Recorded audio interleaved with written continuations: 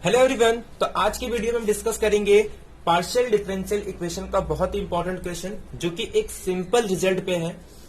और ये अक्सर मैं बोलता हूं कि इस टाइप के क्वेश्चन अगर एग्जाम में आते हैं तो आपको हमेशा अटेम्प्ट करने, और वो काफी सिंपल क्वेश्चन है। जैसे क्वेश्चन था, आपके पास दो पार्शियल डिफरेंशियल इक्वेशन गिवन थी सेकेंड ऑर्डर के, कि del Z by del x square plus 1 minus signum of Y del square Z by del Y square plus 2 times del Z square upon del X by del Y is equal to 0। और second differential equation था x into del Z by del x square plus y into del Z by del Y square. अब आपको इसमें elliptic और parabolic और hyperbolic के बारे में बताना था। तो हमारे पास सिंपल रिजल्ट क्या होता है कि जब भी हमारे पास कोई पीडीई दिया हो स्टैंडर्ड फॉर्म में, जैसे 8 del Z by del x square plus B del Z by del Y square plus C into del Z by del X del Y. तो अगर सपोज ये हमारे पास पीडी दिया और हमें इसका नेचर चेक करना है कि क्या ये एलिप्टिक नेचर का है या पैराबोलिक है या हाइपरबोलिक है, तो हम सिंपल क्या फाइंड करते हैं, बी स्क्वायर माइनस 4ac। अब इसके रूट के नेचर पे डिपेंड करता है कि ये एलिप्टिक है, पैराबोलिक है या हाइपरबोलिक। अगर बी स्क्वायर माइनस 4ac की वैल्यू ग्रेटर देन 0 है, सॉरी ये जो होता है सी स्क्वायर माइनस, या फिर हम इसको अच्छे से स्टैंडर्ड फॉर्म में लिखते हैं, यहां पे B del Z by del X del Y plus C del Z by del Y square. ठीक है, अभी अपने स्टैंडर्ड फॉर्म में तो बी स्क्वायर माइनस 4ac अब सही रहेगा। ठीक है, तो बी स्क्वायर माइनस 4ac की वैल्यू ग्रेटर देन 0 होनी चाहिए, लेस देन 0 और इज इक्वल टू 0। तो इज इक्वल टू 0 रहेगा तो हम पैराबोलिक कहते हैं, अगर लेस देन 0 है तो एलिप्टिक, एंड ग्रेटर देन 0 है तो हाइपरबोलिक। बस इसी सिंपल रिजल्ट पे बेस ये क्वेश्चन था कि हमें सिर्फ रूट का नेचर निकालना है। ग्रेटर देन 0 तो हाइपरबोलिक, लेस देन 0 तो एलिप्टिक और इक्वल तो पैराबोलिक। बट यहां पे सिग्नम फंक्शन डिफाइन किया, तो पहले समझते हैं सिग्नम फंक्शन क्या होता है। ये तो एकदम सिंपल क्वेश्चन हो गया। अब हमें सिग्नम फंक्शन क्या होता है कि अगर हम लिखते हैं सिग्नम ऑफ एक्स, तो सिग्नम ऑफ एक्स को जो डिफाइन करते हैं वो इस तरीके से डिफाइन करते हैं, मॉड एक्स अपॉन एक्स। तो ये हमारे पास आ जाता है कि mod x upon x, x की वैल्यू, तो अगर अब ये डिपेंड करता है एक्स की वैल्यू पे, अगर एक्स ग्रेटर देन 0 है तो 1, और अगर एक्स की वैल्यू लेस देन 0 है तो ये -1 आता है। तो इसी रिजल्ट के बेस पे, मतलब ये जो फंक्शन है इसको यहां पे डिफाइन किया है, तो सिंपल इसके पहले वाले रिजल्ट और इस फंक्शन का यूज करके हमें इस क्वेश्चन को सॉल्व करना है। तो देखते हैं फर्स्ट में। अब देखो फर्स्ट में जो एक्स स्क्वायर का कोएफिशिएंट है वो कितना दिया है, 1। वाई का कोएफिशिएंट दिया है 1 माइनस सिग्नम ऑफ वाई या फिर signature of Y plus 2 times del square del Z by del X Y. तो समझते हैं इस क्वेश्चन को। हमारे पास रिजल्ट क्या है, बी स्क्वायर माइनस 4ac। इसका नेचर चेक करना है, बी स्क्वायर माइनस 4ac।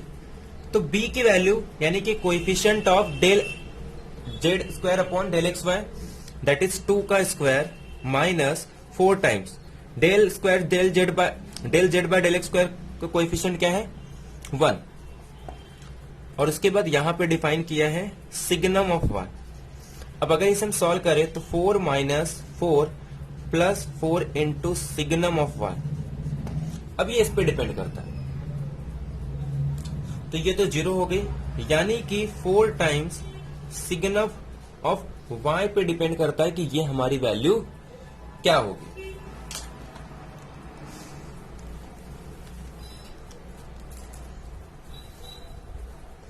यानी कि हमारे पास आ गया 4 टाइम्स सिग्नम ऑफ वाई। अब 4 को तो छोड़ दो, ये तो 0 हो नहीं सकता, तो 4 को हटा देंगे, यानी कि अब सिग्नम ऑफ वाई पे डिपेंड करता है। अब इसकी वैल्यू माइनस वाई आ जाएगी, -1 होगी जब y की वैल्यू लेस देन 0 और इसकी वैल्यू 1, y ग्रेटर देन 0। यानी कि ये वैल्यू निगेटिव कब होगी, जब y की वैल्यू लेस देन यानी कि एलिप्टिक। जब y की वैल्यू लेस देन 0 होगी तो हमारा जो डिफरेंशियल इक्वेशन है फर्स्ट वो क्या हो जाएगा, एलिप्टिक, और y जब ग्रेटर देन 0 होगा तो हमारा डिफरेंशियल इक्वेशन हो जाएगा पैराबोलिक। यानी कि जो हमारा इससे फर्स्ट ऑप्शन है वो एलिमिनेट हो जाएगा, क्योंकि हाइपरबोलिक तो वैसे भी नहीं होगा और पैराबोलिक तो वैसे भी नहीं होगा, क्योंकि पैराबोलिक के लिए इक्वल वाला कंडीशन चाहिए, तो ये ऑप्शन रॉन्ग। ग्रेटर देन 0 के लिए हाइपरबोलिक और लेस देन 0 के लिए पैराबोलिक, यानी कि जो हमारा बी ऑप्शन है वो करेक्ट हो जाएगा। अब चेक करते हैं C option. C option second वाले पीडी पे कह रहा है कि एलिप्टिक होगा in second and fourth quadrant में और हाइपरबोलिक होगा फर्स्ट एंड थ्री क्वाड्रेंट। तो अब हमारा सेकेंड तो काफी सिंपल है, यहां पे del square del Z by del x square का कोएफिशिएंट क्या है, एक्स, और del square del Z by का del y, del square Z by del Y square का कोएफिशिएंट क्या है, वाई। अब समझते हैं बी स्क्वायर माइनस 4ac, तो बी के प्लेस पे क्या है, यहां पे कुछ नहीं, मतलब 0, माइनस ए के प्लेस पे x है और सी के प्लेस पे y। B square minus 4ac, तो b के प्लेस पे 0, यानी क्योंकि उसमें uxy का कोएफिशिएंट है ही नहीं, तो -4 इंटू एक्स वाई। अब इस पे डिपेंड करता है कि हमारा जो रूट का नेचर क्या होगा, -4xy अगर ये लेस देन 0 तो एलिप्टिक, -4xy अगर ग्रेटर देन 0 तो हाइपरबोलिक, माइनस अगर हटा देंगे तो ये ग्रेटर देन 0 पे एलिप्टिक, लेस देन 0 पे हाइपरबोलिक। 4 को तो हटा दो, कांस्टेंट है, ये तो साइन चेंज नहीं कर सकता। अब product of X Y greater than 0 पे आइगन वैल्यू, यानी कि या तो दोनों पॉजिटिव या तो दोनों नेगेटिव। अब एक्स वाई लेस देन 0 पे हाइपरबोलिक, यानी एक पॉजिटिव एक नेगेटिव। अब ये कब होता है, ये हमेशा सेकेंड एंड फोर्थ क्वाड्रेंट में। ये कौन सा क्वाड्रेंट है, प्लस, एक्स की वैल्यू प्लस और वाई की वैल्यू माइनस, यानी फोर्थ क्वाड्रेंट। ये कौन सा क्वाड्रेंट है, एक्स की वैल्यू नेगेटिव वाई की वैल्यू पॉजिटिव, सेकेंड क्वाड्रेंट। दोनों पॉजिटिव कब होंगे, फर्स्ट क्वाड्रेंट में, दोनों नेगेटिव कब होंगे, थर्ड क्वाड्रेंट में। यानी कि एलिप्टिक होगा फर्स्ट एंड थर्ड क्वाड्रेंट में और हाइपरबोलिक होगा सेकेंड एंड फोर्थ क्वाड्रेंट में। तो काफी सिंपल क्वेश्चन था, सिर्फ हमें बी स्क्वायर माइनस 4ac या फिर एस स्क्वायर माइनस 4rt, ये डिपेंड करता है कि हम कोएफिशिएंट को क्या वेरिएबल दे रहे, ठीक है। तो ये सिंपल इसी रिजल्ट बेस पे ये क्वेश्चन था, यानी कि जो हमारा ऑप्शन बी और डी ऑप्शन करेक्ट हो जाएगा, क्योंकि सेकेंड और फोर्थ पे ये क्या है, हाइपरबोलिक, और फर्स्ट और थर्ड पे क्या है, एलिप्टिक। तो सेकेंड और डी ऑप्शन राइट हो जाएंगे, बाकी ए और सी ऑप्शन रॉन्ग। तो काफी सिंपल क्वेश्चन था ये, और 4.75 मार्क्स के लिए इस सिंपल सा क्वेश्चन आया था, जो कि पीडीई के बेस पे, और एक सिंपल रिजल्ट। तो आई होप आपको वीडियो पसंद आई होगी। तो मिलते हैं नेक्स्ट वीडियो में एक नए क्वेश्चन के साथ। Thank you.